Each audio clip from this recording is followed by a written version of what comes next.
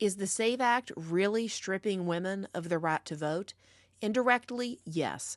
But like all things in politics, the indirect ways are still very much intentional.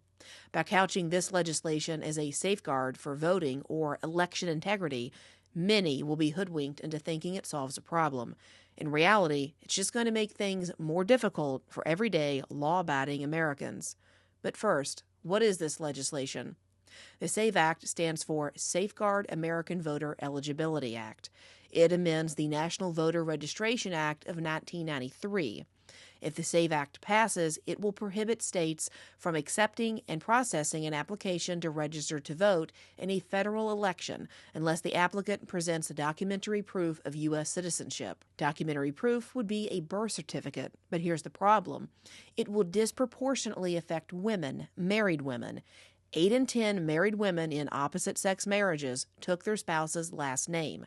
That means over 69 million married American women have a name that does not match their birth certificate. According to a Brennan Center for Justice study, a third of American women can't access any documents with their current legal name on it. Now, the SAVE Act does list several types of documentation that would be accepted.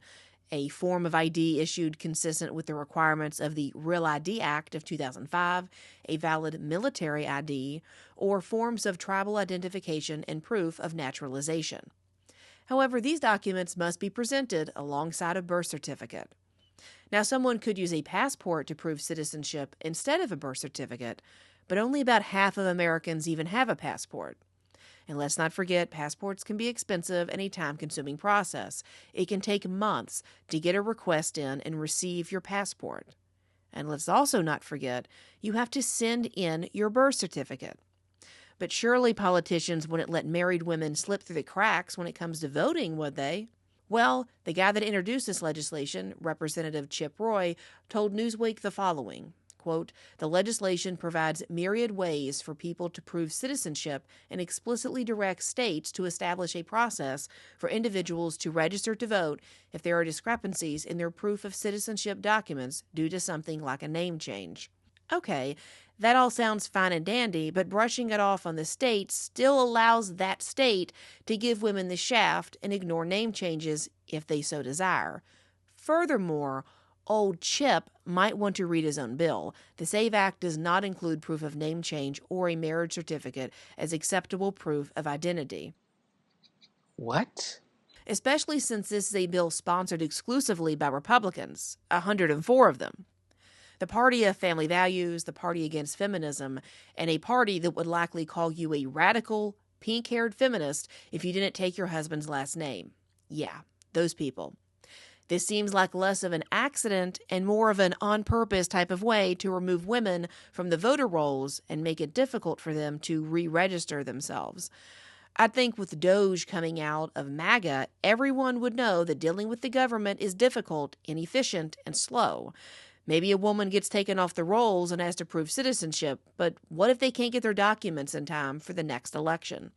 The presidential election is every 4 years, but local and state elections are much more frequent, and likely they're going to go by the same rules for the local and state elections as they do for the federal elections.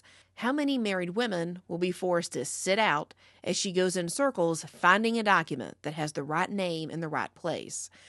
I don't know about you, but I don't want my right to vote depending on a bureaucrat helping me sort out my status. Now, before you say this won't get any traction, well, stop right there. You'd be wrong. The SAVE Act has quickly become a priority for Republicans in the House. It was introduced by Representative Chip Roy. He is vigorously defending the bill, and he's ready to go down with the ship on this bill if it needs be. The Freedom Caucus put out an official position for it, and it is why President Trump said on the interview with you that he supported attaching the SAVE Act to the CR. We should fight. Don't predict failure and then be the reason why we fail. And that's what some of my friends are doing, unfortunately.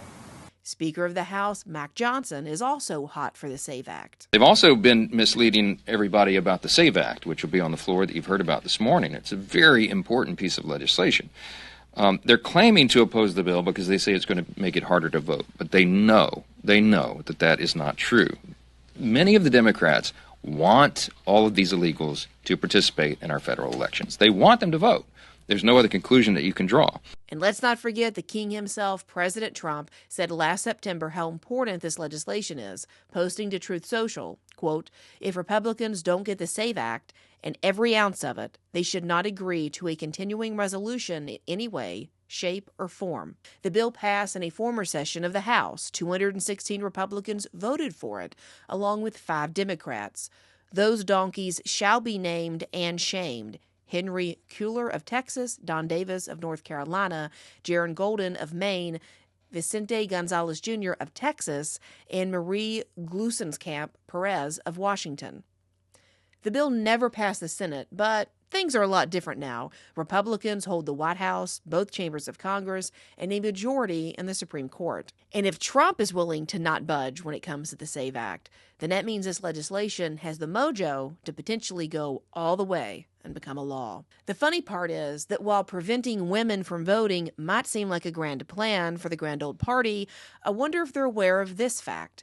A Pew study found that more Republican than Democratic women choose to change their name after getting married, meaning Republicans will lose more voters than Democrats if the SAVE Act passes. And while married women with passports may be able to breathe a sigh of relief, it's not going to fare too well for Trump voters. The states with the fewest number of people that have passports are West Virginia, Mississippi, Alabama, Arkansas, Kentucky, Louisiana, and Oklahoma. All of these states voted for President Donald Trump in the last election. So while everyone is freaking out over women losing their right to vote, which is definitely a concern, I'd ask that everyone take a little bit deeper look. Remove the gender distraction. Is this perhaps the GOP trying to shed itself of Donald Trump and MAGA?